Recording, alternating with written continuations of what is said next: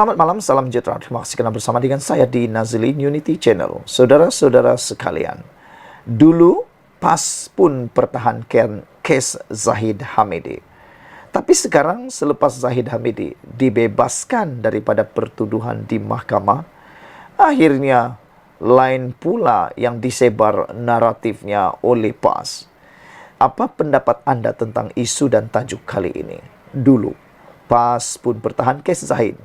Sekarang, sebar naratif lain pula. Bekas pemimpin PAS, Muhammad Khairuddin Aman Razali menemplak parti itu yang cuba mencipta naratif berbeza terhadap Presiden UMNO, Datuk Seri Ahmad Zahid Hamidi, tidak seperti ketika mereka berkawan dahulu. Beliau berkata ketika di awal pendakwaan terhadap Ahmad Zahid Hamidi, yaitu selepas pilihan raya umum ke-14, PRU 14, PAS bersama-sama mempertahankan ahli parlimen Bagan Datuk itu atas nama kerjasama pembangkang. Namun, kata Khairuddin, apabila Ahmad Zahid Hamidi menjadi musuh PAS, mereka tidak lagi memegang prinsip Islam sebagai panduan itu, yaitu seseorang tidak bersalah selagi tidak dibuktikan. Semua tahu bahawa Zahid Hamidi ditekan oleh Tun Mahathir untuk membubarkan UMNO pasca PRU 14. Apabila beliau enggan akur, maka keluar pendakwaan politik terhadap Zahid Hamidi. Ketika awal pendakwaan berlaku, PAS bersama-sama mempertahankan Zahid kerana sama-sama pembangkang ketika itu. Rakan kerjasama dipertahankan menurut laporan di Harapan Daily ini. Namun apabila sekarang PAS tidak lagi bekerjasama dengan UMNO, maka tentulah mereka tidak akan mempertahankannya lagi. Malah turut mencipta dan menyebarkan persepsi yang mencemar maruah manusia tanpa rasa berdosa dan takut kepada Allah, katanya menerusi hantaran di Facebook. Pada masa sama, bekas ahli parlimen Kuala Nerus itu berkata, prinsip Islam, seseorang tidak bersalah selagi tidak dibuktikan sebaliknya. Tidak lagi menjadi rujukan dan panduan dalam berpolitik. Malang sekali, pendirian manusia boleh berubah dengan melihat apakah kawan yang menjadi mangsa kezaliman atau musuh saingan, ujarnya. Kemarin, Mahkamah Tinggi Kuala Lumpur melepas Zahid tanpa membebaskan beliau daripada 47 pertuduhan rasuah, pecah amanah dan pengubahan wang yang membabitkan dana Yayasan Akal Budi selepas timbalan pendakwa raya memaklumkan Jabatan Peguam Negara ini memberhentikan semua prosiding terhadap Zahid pada peringkat itu. Ini bermakna pihak pendakwaan boleh meneruskan kes ini atau mengemukakan kes terhadap Zahid pada bila-bila masa nanti berdasarkan fakta dan keterangan yang serupa dalam kes ini, kata beliau lagi. Saudara-saudara sekalian, apa pendapat anda sekali lagi tentang isu dan tajuk utama berita kali ini? Dulu PAS pertahan kes Zahid Hamidi, tapi sekarang sebar naratif lain pula. Saudara-saudara sekalian, isu tentang ini memang menarik perhatian kita. Selain itu, seperti yang dikatakan oleh Saifuddin Nasution Ismail, beliau kata pembebasan Zahid Hamidi sama seperti dengan pembebasan Muhyiddin Yassin. Kenapa kalau Muhyiddin yang dibebaskan boleh diterima oleh penyokong Perikatan Nasional, tapi ketika Zahid Hamidi dibebaskan, mereka tak boleh pula terima keputusan mahkamah. Sekian dulu untuk kali ini. Jangan lupa tinggalkan komen anda. Sila tekan butang subscribe. Kita jumpa lagi. Bye-bye. Selamat malam, salam sejahtera. Terima kasih kerana bersama dengan saya di Nazilin Unity Channel. Dalam paparan kartun yang anda lihat ini dipetik daripada Harapan Daily yang dilukis oleh Megat. Jelas menunjukkan tajuknya, akhirnya dia yang koyak. Isu ini bercerita tentang seorang ahli politik daripada parti PAS yang sebelum ini pernah berkata jangan mudah koyak. Akhirnya dia pula yang koyak. Apa ceritanya? Menurut lukisan ini, yaitu MB Kelantan, dalam ucapan yang mengatakan dalam politik kita tak boleh mudah koyak. Tapi terkini Menteri Besar Kelantan itu pula akhirnya menyaman adun PHBN dan Ahmad Jazlan. Apa ceritanya? Ini ceritanya saudara-saudara sekalian. Tapi sebelum itu, jangan lupa tinggalkan komen anda. Sila tekan butang subscribe untuk isu kali ini. Akhirnya dia yang koyak. Kenapa Menteri Besar Kelantan saman adun galas Kota Lama? Menteri Besar Kelantan, Datuk Muhammad Nasruddin Daud memfailkan saman balas terhadap adun Kota Lama Dr. Hafizah Mustaqim dan adun galas Muhammad Sabudin Hasim. Nasruddin berkata saman itu difailkan kerana dua adun tersebut didakwa memfitnah beliau membawa fitrah takfiri. Selain itu, Nasruddin turut memfailkan saman terhadap pengurusi UMNO Kelantan Datuk Ahmad Jazlan Yaakob berkaitan isu tersebut. Semalam, surat saman telah dihantar kepada Peguam Adun Galas Muhammad Sabudin. Selepas ini, giliran adun Kota Lama pula akan menerima surat tersebut. Selain itu, saya akan menghantar surat kepada Datuk Ahmad Jazlan Yaakob, kata beliau. Bila mereka menyebut saya membawa fitrah takfiri, artinya mereka telah menuduh saya mengkafirkan orang. Saya saman mereka, katanya dalam sidang media selepas majlis mengangkat sumpah adun Kelantan di Kota Darul Naim hari ini. Adun Meranti itu memberitahu beliau tidak menyebut perkataan yang dimaksudkan oleh ketiga-tiga pemimpin tersebut. Katanya sejak memberi kuliah agama sama ada di masjid atau pondok bermula usia 21 tahun sehingga 8 tahun, beliau tidak pernah sekalipun mengkafirkan sesiapa.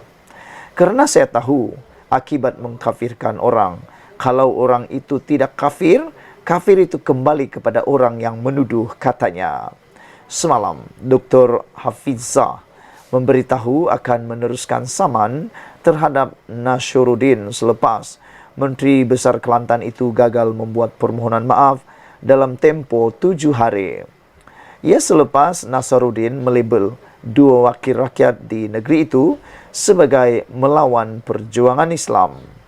Hafizah pada 20 Ogos lalu berkata, kenyataan Nasruddin bahawa menentang PAS seperti menentang perjuangan Islam adalah budaya takfiri yang boleh memecah belahkan rakyat dan masyarakat. Saudara-saudara sekalian, isu ini memang sudah dapat dijangka. Namun, siapakah yang akan kalah? Belum tentu lagi. Belum diketahui lagi. Terpulanglah selepas di mahkamah. Namun, ulang semula terhadap lukisan megat ini menarik perhatian kita. Akhirnya, dia yang koyak. Dalam politik, kita tak boleh mudah koyak, kata Menteri Besar Kelantan sebelum ini.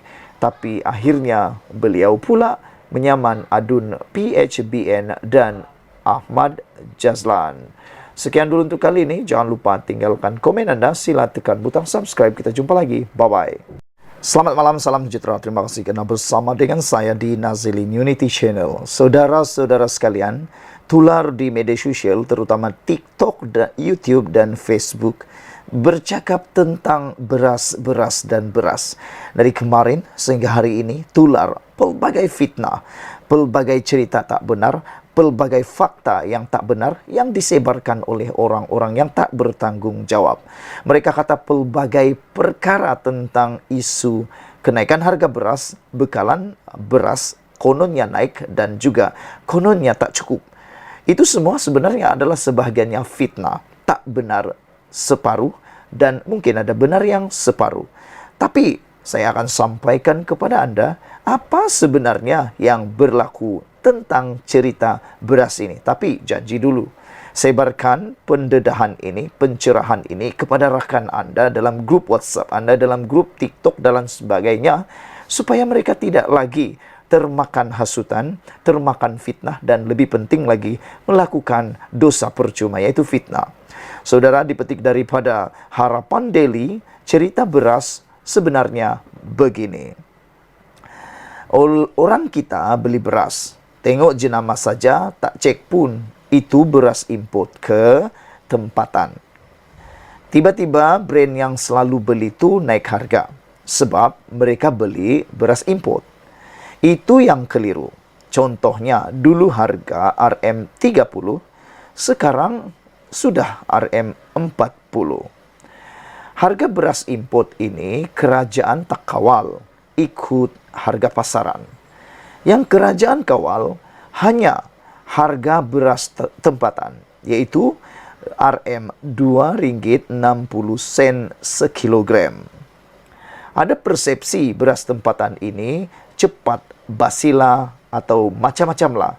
Yang itu saya pun tak pasti.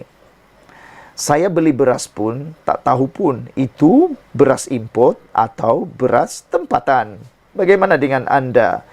Beli saja asalkan beras, dan lebih penting lagi asalkan wangi, asalkan sedap dan mengenyangkan. Sebab bukan hari-hari kita beli beras, betul tidak? Bukan hari-hari juga Anda masak di rumah. Itu pun orang rumah guide. Sampai kedai apa yang ada, sauk saja. Perempuan tahulah detail-detail nih. Orang lelaki tak store sangat dengan memori.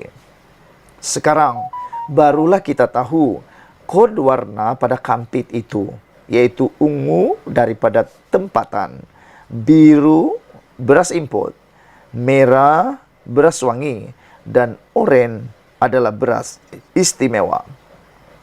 Bila harga beras import naik mendadak, orang kita beralih ke beras tempatan. Itu yang ada tempat stok habis cepat sebab kejutan. Satu dunia pun kalut. Keterjaminan makanan ini dah jadi isu dunia. Sebab perubahan cuaca ini mengganggu negara pengeluar beras, ganggu rantaian bekalan makanan. Banyak negara yang kini jadi gelabah.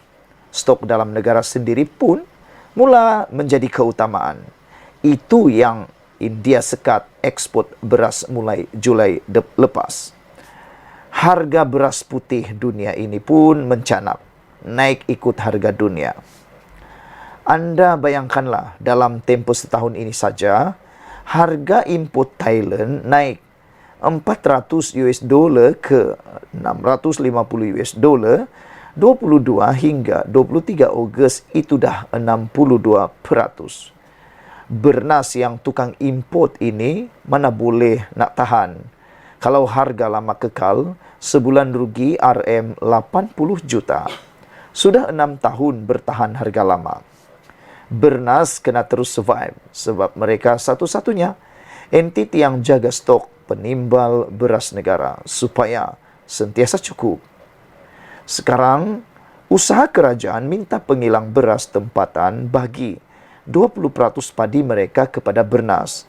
Sebelum ini, mereka jual terus. Bila jurang harga besar 26 dan 40 itu ada yang buat silap mata. Masa ni kerajaan buat penguasaan lah. Jangan ada yang tukar kampit beras tempatan jadi import. Jangan ada yang sorok beras tempatan sebab jangka kerajaan akan naikkan harga, rapatkan jurang harga itu. Jangan ada yang seludup keluar beras tempatan sebab kita paling murah, RM2.60 berbanding negara lain. Sekilogram beras di Thailand ialah RM3.40, Filipina RM3.70, Vietnam RM3.50, Indonesia RM3.90, Laos RM5.50, Kamboja RM4.50, Brunei RM6 dan Singapura RM4.50. Harap kerajaan perpaduan kuat untuk memastikan stok beras kita ini tidak terganggu. Faktor dunia ini di luar kawalan kita. Masa ini jugalah teringatkan Allahyarham Salahuddin Ayub, Menteri Perdagangan Dalam Negeri dan Kos Sara Hidup KPDN. Bekalan beras diberitakan akan pulih dalam tempo sebulan. Itu janji dan itu jaminan yang dikeluarkan oleh Datuk Seri Muhammad Sabu, Menteri Pertanian Keterjaminan Makanan. Pengeluaran beras putih tempatan di seluruh negara diyakini dapat dipulihkan dalam tempoh sebulan menerusi program khas beras putih tempatan, kata Mat Sabu lagi. Beliau berkata, menerusi program itu, kementerian telah mengambil beberapa langkah intervensi termasuk meminta pengilang meningkatkan 20% bekalan beras putih tempatan di pasaran bagi penyelesaian jangka pendek. Menurutnya, beberapa sesi libat urus dengan pemegang taruh dalam industri padi dan beras negara juga akan diadakan 7 September ini bagi membincangkan mengenai kaedah dan mekanisme untuk memulihkan pengeluaran beras. Menerusi sesi libat urus itu, KPKM akan menerangkan kaedah dan mekanisme berkaitan bekalan beras tempatan negara meliputi penyelesaian bagi jangka masa sederhana dan panjang, lapor bernama. Beliau berkata, inisiatif yang dilaksanakan kementerian sebelum ini seperti projek Smart Sawah berskala besar, Smart SBB Mini Skincan, dijangka akan dapat membantu memulihkan pengeluaran beras tempatan. Muhammad Sabu berkata, ini adalah kerana projek Smart SBB tersebut mampu mengeluarkan hasil yang memberangsangkan, iaitu sebanyak 11 metrik tan padi beras bagi 1 hektar sawah. Pada masa ini jelasnya, bekalan beras putih tempatan mencukupi dengan kawalan harga kekal RM2.60 sekilogram sejak 2008. Sekian dulu untuk kali ini. Jangan lupa tinggalkan komen anda. Sila tekan butang subscribe. Kita jumpa lagi. Bye-bye.